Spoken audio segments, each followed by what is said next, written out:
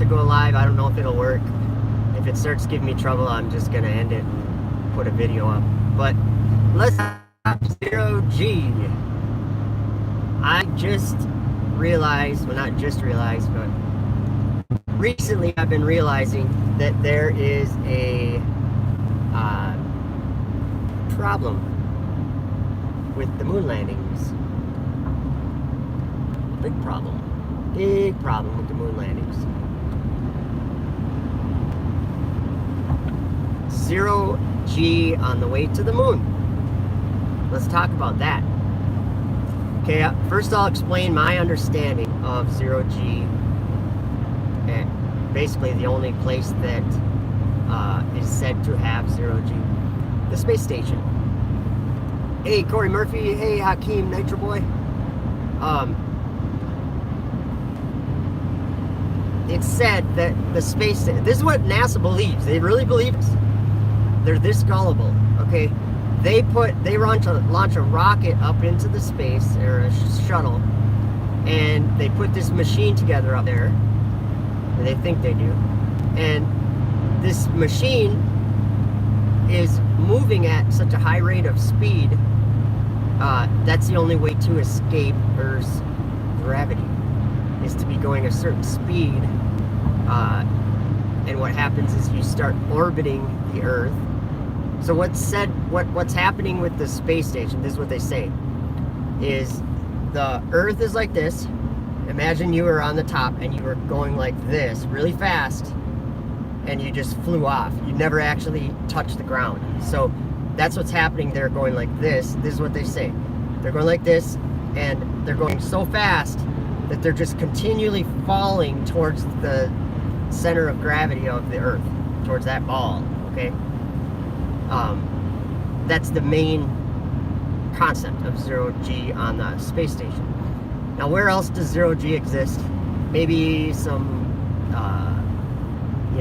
carnival type rides, roller coasters, and the vomit comet, they call it, the plane that it'll fly like this and it'll do a ballistic arc, and so everything inside the plane experiences free fall. So that's what they think is happening on the ISS. They just think it's free fall, and that they're moving that exact precise speed to experience that free fall and not gain or lose elevation or altitude. So this, just wait though, this is good. I think we can prove their zero G thing to be wrong very easily, and it's by their own admission.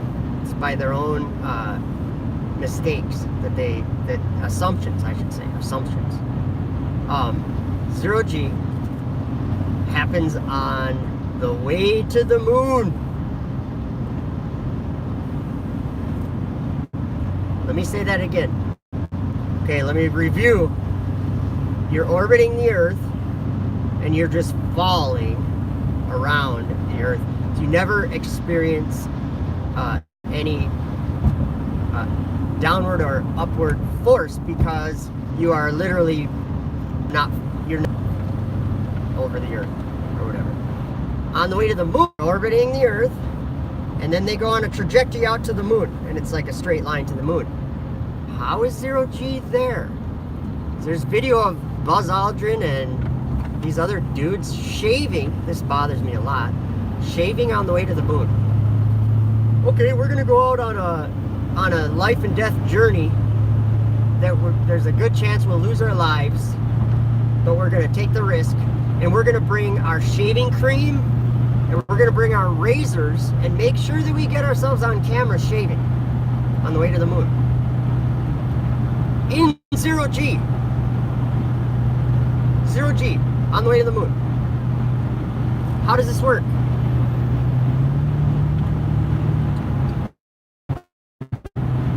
Somebody parked on the side of the road there.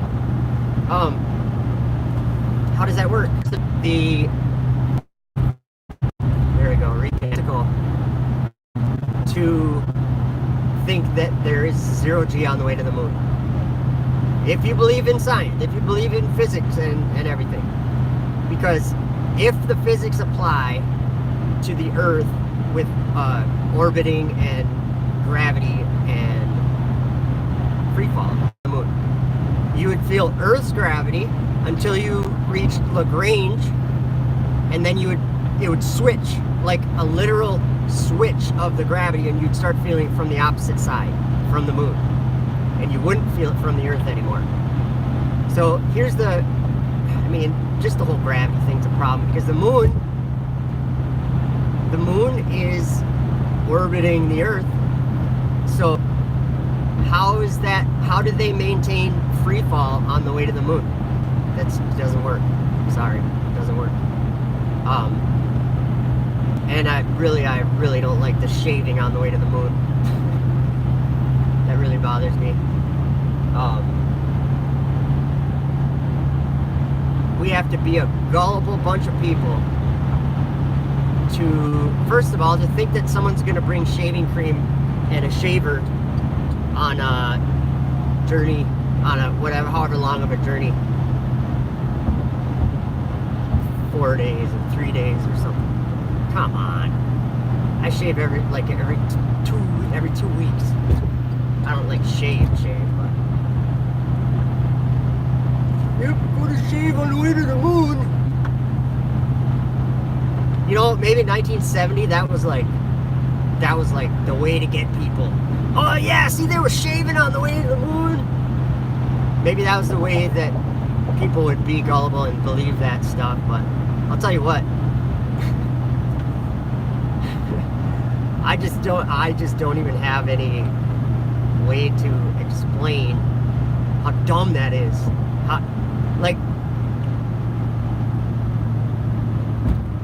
Shaving on the way to the moon. Are you kidding me? I mean, what would be comparable?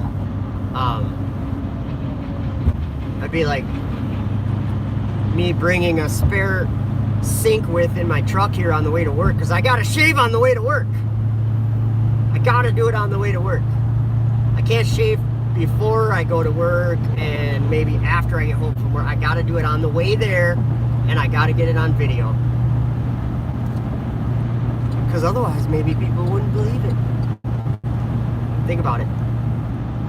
But that was about it. Zero G is a fraud. It's a joke. They're being deceived on the space station.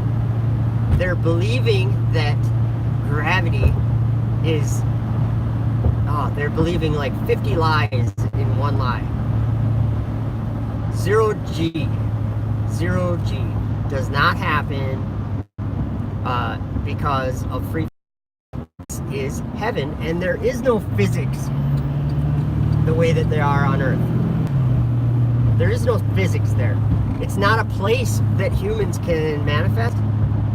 So when humans put a tin can up there and go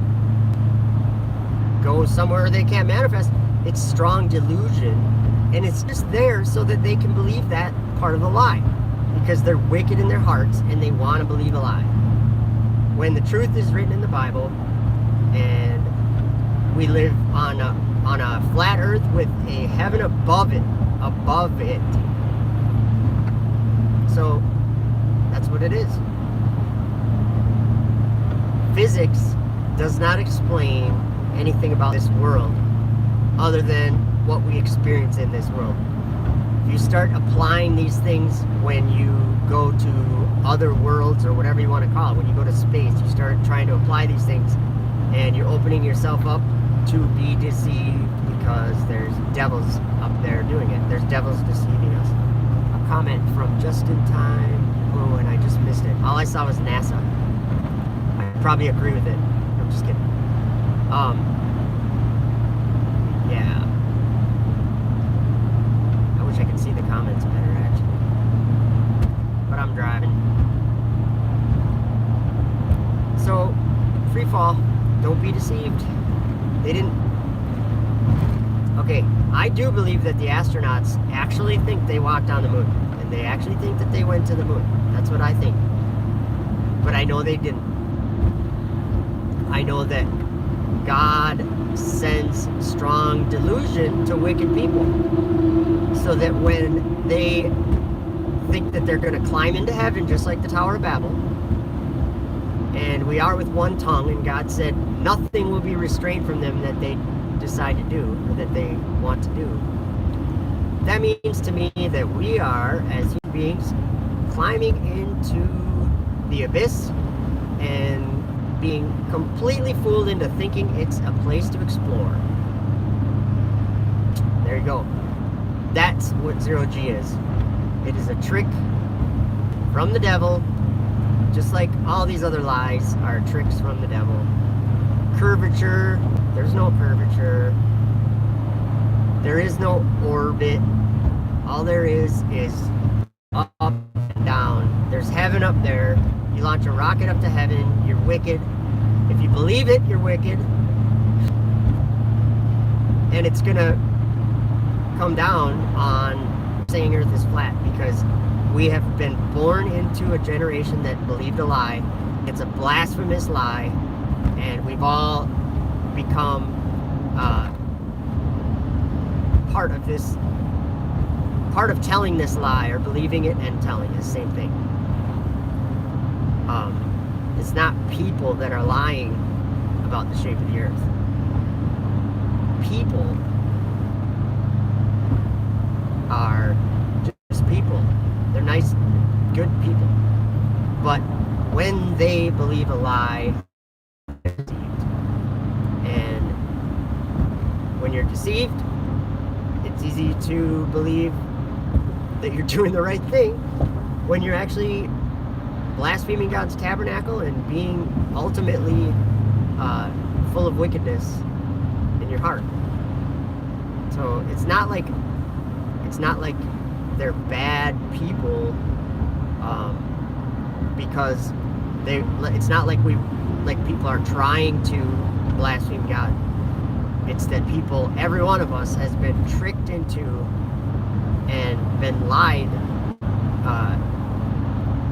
to about everything, and it causes us to blaspheme God, because his sanctuary is trodden underfoot. His in Revelation 11, John's told to measure the temple of God. He said, measure those that are in the temple, worshiping in the temple, and those that are without, that have it trodden underfoot. That's what it's talking about. It's talking about the sinners.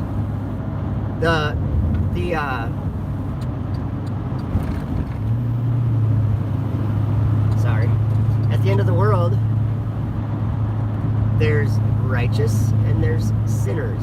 And the sinners don't have a good thing coming. You know what the sinners are? The sinners are the ones who are confused about the stars and what they are.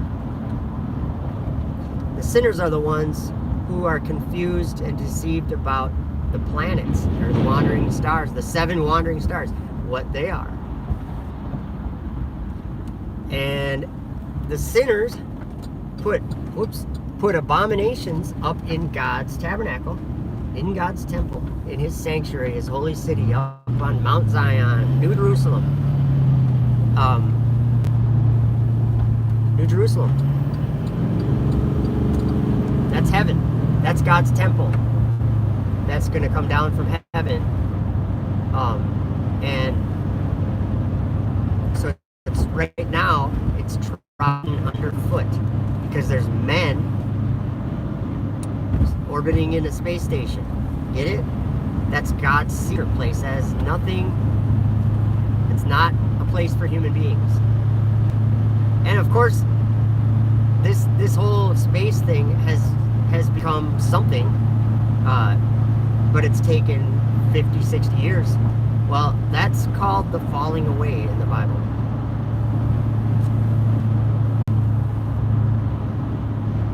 There is a man exalting himself above the stars of God,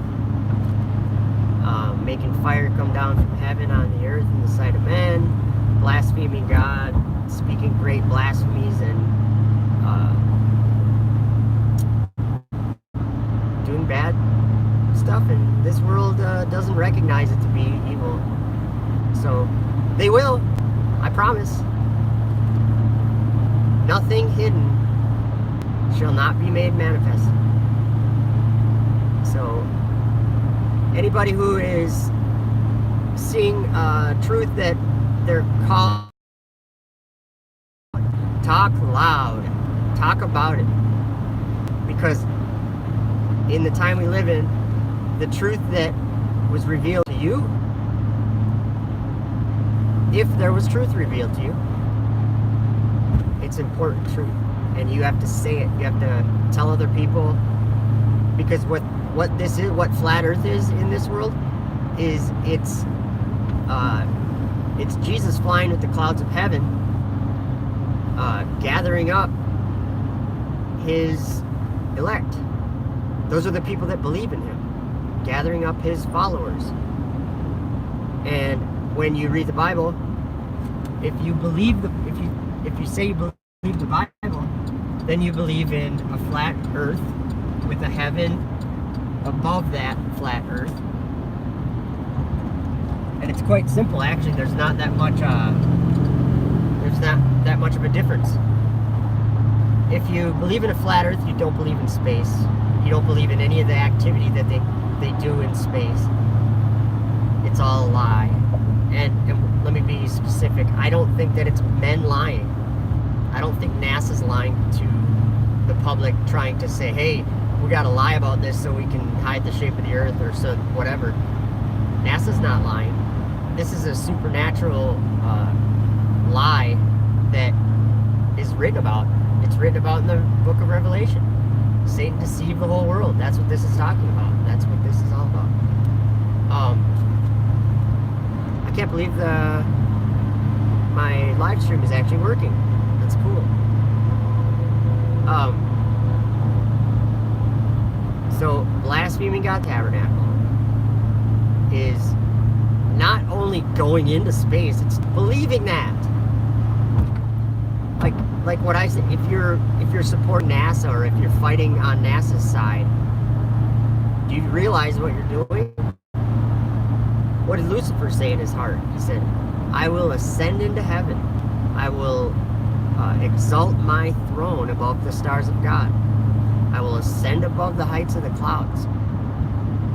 So these words have meaning. Let's talk about the word ascend, or arise, or to be lifted up, or to wax great even to the host of heaven, or to come up out of the earth, or to be lifted up from the earth, or to have dominion of the host of heaven. There's a lot of things that people aren't understanding what it means. The sanctuary being trodden underfoot. What does that mean? That means men are going to be trampling around in God's sanctuary. And it's wickedness. It's pure wickedness. The most wicked thing that people could do is climbing into space, climbing into hell, whatever you want to call it. Sinking into Sheol. That's another way that Enoch put it. They're being swallowed up by Sheol. In the face of the sin, or in the face of the righteous get to watch it. They have to see it, these people choosing Satan over God. Christians are doing this. Like, people that go to churches are fighting for the globe. So what does that make them, though? That actually makes them the synagogue of Satan, because Satan is the globe. The globe is Satan's gig. It's not of God. So if you read the Word of God, go to Genesis and do a brief, clear your mind first, and then do a brief reading of Genesis 1. Just get an idea. Maybe you'll notice things like God created the light 3 days before he created the sun. Things like that. They explain things about this world that we have been